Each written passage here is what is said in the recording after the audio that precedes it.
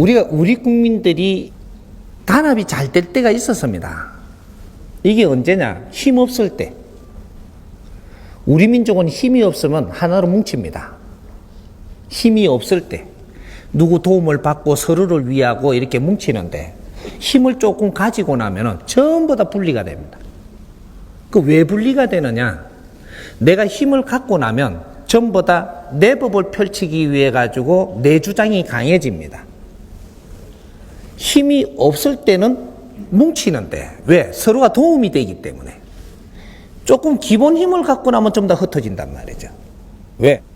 천손들이고 기운이 크기 때문에 전부 다 지도력을 가지고 있는 이 기운을 가지고 있는 겁니다. 그래서 내가 제일 잘난 거예요. 내 방법대로 내 방법에 줄 서갖고 내 말을 잘 들으면 간까지 다 빼주는 민족이거든요. 내 말만 듣는다면 그 사람을 위해서는 내가 집에 있는 거 다 퍼다 줘요. 그런 민족이에요. 왜? 지도자 근성입니다. 지도자 근성인데 이 지도자 근성들이 지금 이 기초 공부를 못하다 보니까 이게 잘못 남용되고 있는 거죠. 이런 것들이고. 지금 이제 요 간단하게 이제 소규모 가족 질문을 했으니까 가족이 화합을 하려면 어떻게 해야 되느냐? 이념이 같아야 됩니다. 이념 통합이 이루어져야지 가족이 하나가 되고 우리가 되는 것이지. 이념이 달라지면 너희들이 사고 방식이 달라지면 전부 다 갈라지는 민족입니다. 우리가 남북이 왜 갈라져 갖고 저걸 우리가 통일을 못하고 있느냐? 힘이 없어서 그러느냐? 그렇지 않습니다. 이념이 분열되어 있다 이 말입니다. 왜 우리가 지금 이 정치를 하는데 국회가 지금 이 갈라져 가지고 있고 서로가 물고 지금 이게 뭔가 못 맞춰 나가느냐? 이념이 분리되어 있는 겁니다. 모든 사회는 이념이 분리가 되면은 합이 될 수가 없다 이 말이죠. 그럼 오늘날 지금 우리가 무엇을 해야 될 때냐? 이념 통합을 이루어야 된다. 지금은 어떠한 이념을 가져야 될 때냐? 홍익 이념을 다시 정리를 해서 우리가 가져야 될 때다. 다른 이념은 왜 안 되느냐? 우리가 다 커버려 갖고 어지간한 이념으로 가지고는 우리 마음에 동하지를 않는다 이 말이죠. 인류의 최고의 이념 사상인 홍익 이념만이 우리를 통합시킬 수 있고, 이런 홍익 이념이 얼마나 깊고 얼마나 아주 거룩한 건지 이걸 정리를 아직까지 누가 해준 적이 없다 이 말이죠. 지금 요걸 지금 정리를 해주고 있는 겁니다. 이렇게 우리 민족은 어린 아이들도 홍익 이념을 정확하게 정립을 해서 이걸 설명을 바르게 해서 이해를 시켜주면 누구든지 나는 그렇게 살고 싶어 하는 민족입니다. 지금 그 시대를 만난 겁니다. 그러니까 이런 걸 정리를 이때까지 못 해줬던 거죠. 홍익 이념을 빛내기 위해 가지고 우리는 역사적으로 이만한 고통 속에서 한 해 한 해를 맺히면서 부모님들이 진화 발전을 하는 이 과정에서 인생을 살다가 간 겁니다. 이 민족의 홍익 이념이 일어날 때까지 우리는 희생하고 한이 맺히고 고생이 되더라도 묵묵히 수천 년 동안 수만 년 동안 이 민족의 을을 빛내기 위해서 이렇게 지금 고통 속에 있었던 겁니다. 그러니까 지금 오늘날 우리가 지식을 다 가지고 이만큼 성장을 해가지고 지금 이래 분열이 되는 것은 우리의 이념을 찾지 못했다. 이 민족의 이념과 주체를 세우지 못했다. 이 주체가 우리의 이념이 바른 게 맞다면 우리가 전부 다 받아들이는 이념이라야 된다. 우리 국민들이 누구도 받아들일 수 있는 이념을 생산을 해야지 우리가 받아들이는 것이지. 이 받아들일 수 없는 이념을 내놓는다고 해갖고 이거는 우리 국민한테 들어가지를 않게 돼 있다 이 말입니다. 그것이 홍익 이념입니다. 홍익 이념을 잘못 알게 되면은 건넘치게 돼 있고, 바르게 잘 알게 되면은 내실이 있어가지고 가정부터 아주 편안하게 만들어서 힘을 합치게 된다. 가정이 힘을 합치게 되면은 우리는 엄청난 힘을 갖게 되는 그런 민족입니다. 우리가 어떤 일이 일어날 때 가정이 힘을 합치지 않고 이것이 통합되지 않고 여기서 우리가 의논이 안 맞으면 일이 안 풀립니다. 앞으로는 이렇게 운영이 되고 있다는, 지금도 그렇게 되고 있습니다. 지금 우리가 같이 사는 사람이 있다면 그 사람들하고 의논 통합해라. 요거를 하면 신께서는 무조건 해줘야 되게 돼가 있습니다. 신들이 이렇게 운용을 하게 돼 있다 이 말이죠. 근데 내 남편하고 내하고 지금 의견이 통하지를 안 하고 이게 정리가 안 돼요. 이거는 신이 절대 안 해줍니다. 그리고 우리가 이제 가정에서 해야 될 이런 의견들이 자식하고 내하고 이게 뭐가 안 맞아요, 지금. 이건 절대 되게 안 해줍니다. 어떤 방식이 됐든 너희들은 이거부터 먼저 합의를 이루어내라.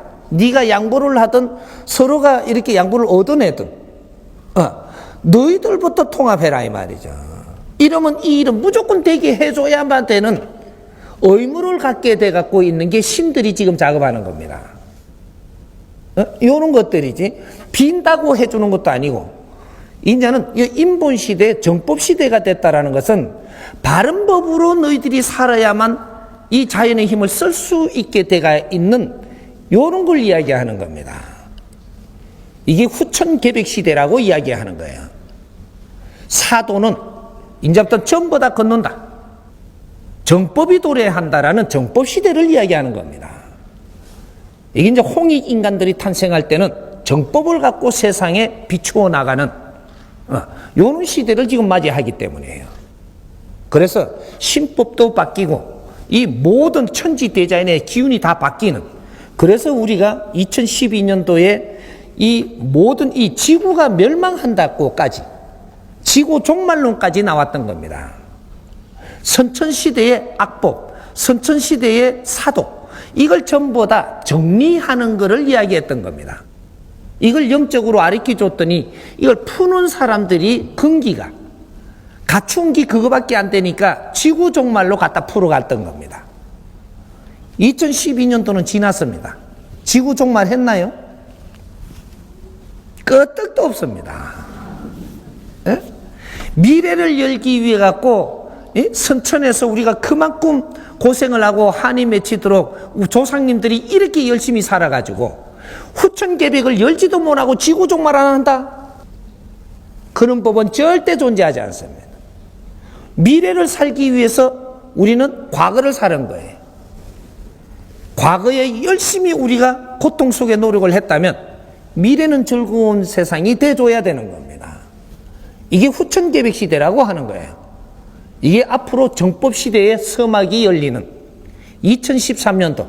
그래서 이 홍익 인간들의 공부인 이 동안거 공부를 지금 되살리고 우리 겨울 한 해 동안에는 내가 모지됨을 채우는 이 공부를 지금 하고 있는 겁니다. 이것이 우리가 100일 기도를 하는 거예요. 100일 동안 내가 이때까지 살아오면서 잘못된 습관들은 갖춰놓지 않았는가? 뭔가 내가 하고 있는 행위들이 잘못하고 있으면서도 내 고집으로 지금 이걸 포장을 하지는 않는가?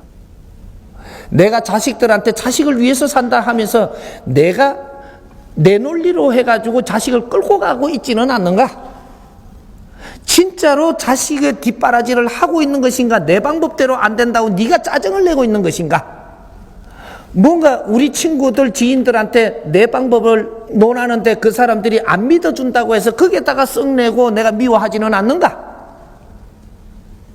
이런 내가 잘못된 습관들을 가지고 지금 살지는 않는가? 이런 걸 찾아가지고 내 공부를 해야 되는 겁니다. 그렇게 할 때 이제 너는 바른 길을 찾기 시작을 하니 모든 기운을 열어줄 수 있는 것. 이제 우리 집안에서도 그런 노력을 해야 되는 거죠. 집안에서 서로가 의견이 안 되고 내 자식이 내 말을 안 들을 때는 내한테 모순이 없는가를 찾아야 되는 겁니다. 자식이 내 말을 안 들으면 누가 마음이 아파요? 부모가 마음이 아프죠. 그럼 환자가 부모가 되는 겁니다. 부모를 나수어야지 이것이 해결되는 것이지. 근데 자식은 마음이 안 아프냐? 아파요. 예. 자꾸 이래 부모가 자꾸 그렇게 하니까 자식은 말을 안 듣는 자식도 조금은 캥긴단 말이죠. 여기 그런데 이게 얼마나 캥기냐? 3대 7의 법칙으로 부모가 70% 마음이 아프고 자식이 30% 아픈 겁니다. 그러니까 부모가 더 환자이기 때문에 부모가 나를 먼저 잡아서 노력을 하고 내 잘못을 찾아내어서 내가 이걸 반성을 하면서 자식한테 접근을 하니까 자식이 나도 반성을 하는 겁니다. 일은 이렇게 풀리는 거예요. 이제 뭐든지 내가 어려우면 내가 잘못이 있다. 그럼 상대는 잘못이 하나도 없습니까? 있기는 하되 네가 근본적으로 먼저 이걸 잡아서 처리를 해야 상대가 움직이게 돼가 있다. 요거예요. 그러니까 우리 가정에서 어떤 식으로의 우리가 노력을 해서라도 의논을 맞추어라. 요거는 우리가 이념이 같지 않으면 의논이 맞추어지기가 힘드니 이제 내 하나부터 바르게 이 정법을 이 공부를 해서 이것이 내가 이해가 가고 내한테 도움이 된다면 내부터 갖추어서 내부터 행동이 바뀌면 주의가 바뀐다 이 말이죠. 이것이 상대한테 덕행을 행하는 것이다. 내가 행동이 바뀌지 않으면 상대는 절대 바뀌지 않습니다. 누구부터? 답답한 사람부터. 이 집안에 잘못 돌아가니까 제일 답답한 사람이 누구냐를 빨리 내가 확인을 해보고 확인해보면 내가 제일 답답한 거예요. 내부터 바로워야 됩니다. 그러면 다 바로워집니다. 당신이 좀 하면 나도 할 낀데 그런 생각하지 마세요. 절대 그렇게는 안 됩니다. 답답은 네가 해야 돼. 내가 변하면 다 변해요. 내 가족이 변하면 내 가족 주위가 변합니다. 내 가족 주위가 변하면 그 주위가 또 변하고 여기서 변하는 물결이 이렇게 넓어지면 사회가 변하고 사회가 변하면 나라가 변하고 이렇게 해서 이 나라가 이 변해서 크게 우리가 화합이 될 때 인류가 변하는 거예요. 요렇게 지금 이제 풀어나가게 돼 있다 이 말이죠. 그래서 우리는 누가 우리한테 바른 가르침을 주는가? 요걸 지금 찾는 중이었었고 우리가 쫓아다니는 게 전부 다 그걸 찾는 중이었었어요. 누가 스님이 가르치면 어떻고 목사가 가르치면 어떻고 신부가 가르치면 어떻고 거러지가 가르치면 어떠노? 내한테 필요한 가르침을 주는 분이 나의 부처요 나의 은인이 되는 것이지 어떤 종교도 따지지 마라.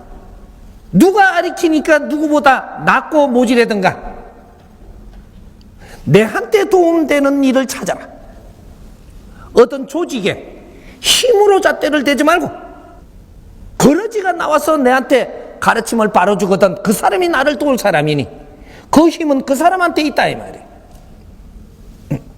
이제 우리가 메이커를 찾아다닌다라고 생각을 이제는 요거는 놔야 됩니다. 루비 똥만 찾지 말고 좋은 가방이 있으면 내한테 쓸만하면 되지. 그러니까 이게 우리한테 도움이 되는 가르침을 주는 사람이 나를 도울 수 있는 힘을 가진 사람이에요.